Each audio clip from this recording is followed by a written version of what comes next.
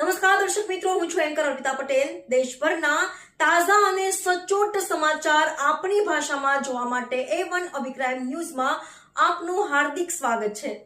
હવે જોઈએ મુખ્ય સમાચાર। કચ્છના ગાંધીધામના ટ્રાફિકની ઝોન બની ગયું હોય એવું લાગી રહ્યું છે। ગાંધીધામમાં અકસ્માતના બનાવમાં દિવસે ને દિવસે વધારો જોવા મળે છે। ગાંધીધામમાં ભયાનક માર્ગ અકસ્માત, ટ્રકની ચપેટમાં આવી યુવકનું મોત। નિમાયા હોટલ નજીક સર્વિસ રોડ પર બાઇક અથડામણ બાદ સર્જાઈ કરુણ ઘટના।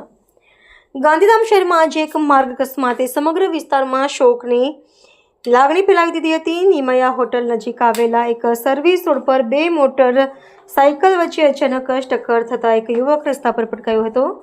તે જ સમયે પાછળથી આવી રહેલા ટ્રકે યુવકને કચડી નાખતા તેનું ઘટના સ્થળે જ મોત નીપજ્યું હતું। અકસ્માતની જાણ થતાં આસપાસના લોકો મોટી સંખ્યામાં ઘટના સ્થળે દોડી આવ્યા હતા,